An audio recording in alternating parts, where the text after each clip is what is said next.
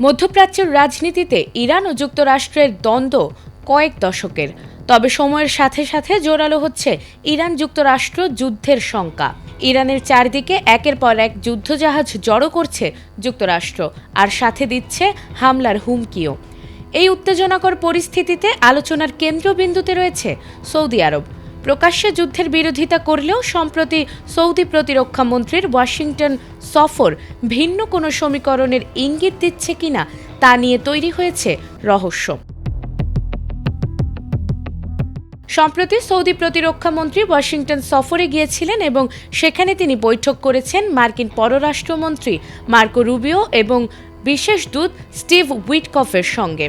এ বৈঠকে ইরান প্রসঙ্গে সতর্ক বার্তা দিয়ে সৌদি আরবের প্রতিরক্ষা মন্ত্রী প্রিন্স খালিদ বিন সালমান বলেছেন, ট্রাম্প যদি ইরানের বিরুদ্ধে সামরিক হামলা থেকে বিরত থাকেন তাহলে তেহরান সরকার আরও শক্তিশালী হয়ে উঠতে পারে। ইতিপূর্বে ইরানে হামলার প্রকাশ্য বিরোধিতা করে তিনি বলেছিলেন, ইরানের বিরুদ্ধে নিজেদের আকাশসীমাও ব্যবহার করতে দেয়া হবে না। তবে এরই মধ্যে যুক্তরাষ্ট্রকে দেয়া সৌদি প্রতিরক্ষা মন্ত্রীর এ সতর্কবার্তায় গল্পের নতুন মোড় নিয়েছে।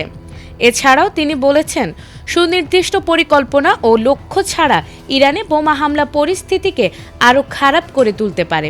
বিশ্লেষকদের মতে ইরান প্রশ্নে সৌদি আরবের এই অবস্থান আগের তুলনায় কিছুটা ভিন্ন।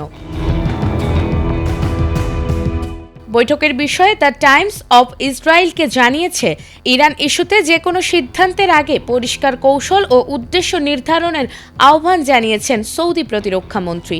একই দিনে উপসাগরীয় অঞ্চলের এক কর্মকর্তা মন্তব্য করেছেন, যুক্তরাষ্ট্রের হামলা যেমন ভয়াবহ পরিণতি ডেকে আনতে পারে, তেমনি হামলা না হলে ইরান আরও শক্তিশালী হয়ে ওঠার ঝুঁকিও রয়েছে।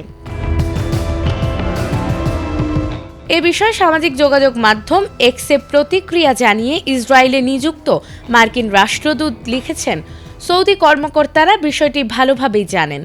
আর অন্যদিকে সৌদি যুবরাজ মোহাম্মদ বিন সালমান ইরানের প্রেসিডেন্টকে জানিয়েছেন, ইরান যুক্তরাষ্ট্র ইস্যুতে কূটনৈতিক সমাধানের পক্ষেই অবস্থান পুনর্ব্যক্ত করেছে রিয়াদ। এদিকে শনিবার এক প্রশ্নের জবাবে প্রেসিডেন্ট ট্রাম্প বলেছেন, মধ্যপ্রাচ্যে যুক্তরাষ্ট্র সামরিক প্রস্তুতি জোরদার করেছে এবং আশা প্রকাশ করেছেন তেহরান আলোচনার পথে আসবে। নাজবুন নাহার জান্নাত, এটিএন বাংলা।